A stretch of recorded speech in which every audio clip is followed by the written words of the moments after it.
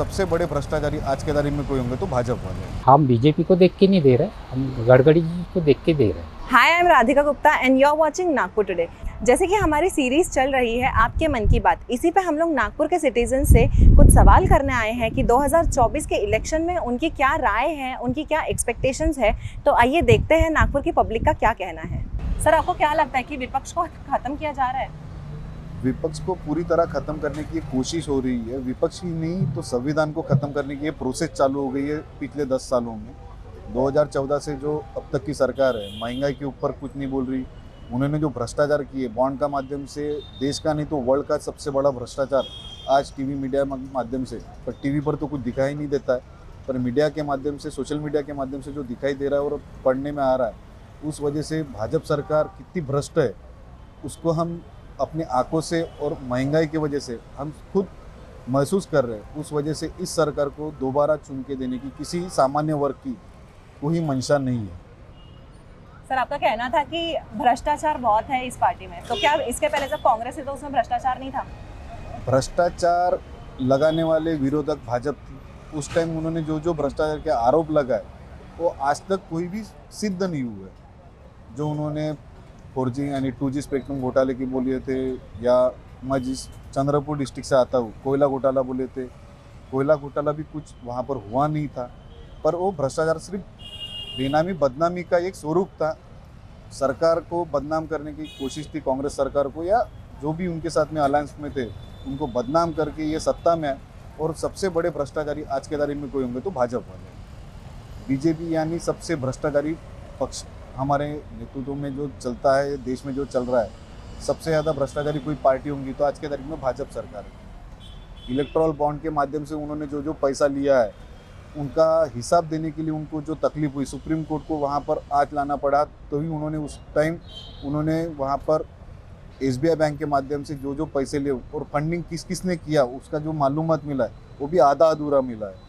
PM care fund का अब तक उन्होंने कुछ भी बताया गया नहीं है। PM केयर फंड में कितना पैसा आया है उसका कुछ उन्होंने आंकड़ा नहीं दिया। राम मंदिर के माध्यम से ग्रामीण स्तर पर जो लोगों ने पैसा वसूल किया है तो कहाँ पर वसूल करके कहाँ पर डाले हैं उसका कुछ भरोसा नहीं है। सब कुछ उन्होंने इलेक्शन पर खर्चा करने का जो माध्यम लगाया, और इस चुनाव पीरियड में जो शिबू सोरेन हो या अरविंद जी केजरीवाल साहब हो, उनको अंदर करने की जो उन्होंने कोशिश की है, उस वजह से तो उनके ऊपर का भरोसा और संविधान का जो गला घोटने का काम उनके माध्यम से चल रहा है, उस वजह से लग रहा है कि ये भाजपा सरकार बिल्कुल हमें ये देश को नहीं चाहिए।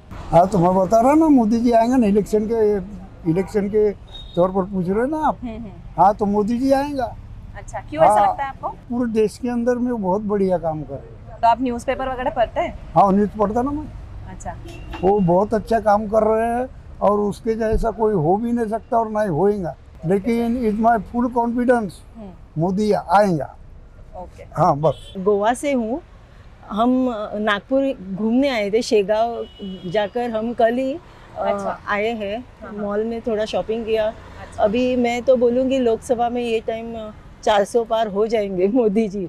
अच्छा, हाँ, तो आप मेरा तो पूरा सपोर्ट है, उनके काम से मैं खुश हूँ। हम बहुत इंडिया डेवलप कर चुकी है, बहुत डेवलपमेंट गोवा में भी बहुत हो चुका है। अच्छा, नहीं तो 10 साल, इतने सालों में जो पहले की सरकार थी वहाँ पे तो कुछ डेवलपमेंट नहीं हुआ था।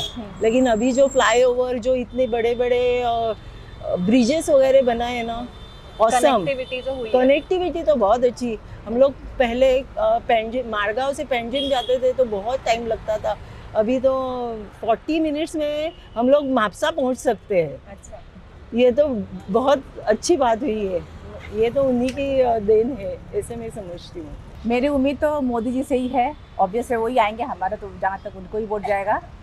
और जहाँ तक है उनके इसमें टेन्योर में मतलब डेवलपमेंट तो बहुत हो रही है। हमारा नागपुर तो बहुत सुंदर हो रहा है, तो आगे भी और अच्छा होगा। अच्छा, ऐसा उम्मीद मैम, करते कोई हैं। कंप्लेन है आपकी?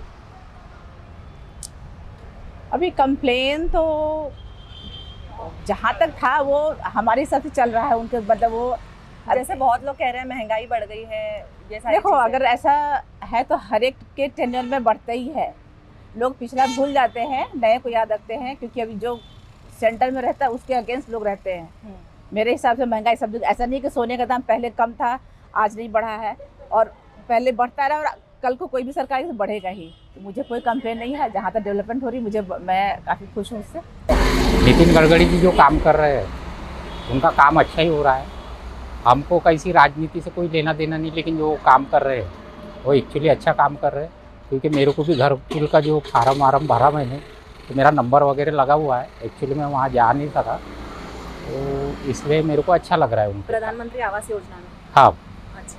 तो एक्चुअली कैसे वो थोड़ा हमारा कोई प्रॉब्लम था इसलिए हम जा नहीं चुके, लेकिन हमारा काम हो जाएगा। लेकिन हमको अच्छा लगा उनका काम वगैरह जो भी नागपुर में हो रहा है, काम अच्छा ही कर रहे हैं। हम बीजेपी को देख के नहीं दे रहे, हम गडकरी जी को देख के दे रहे हैं, उनका काम देख के।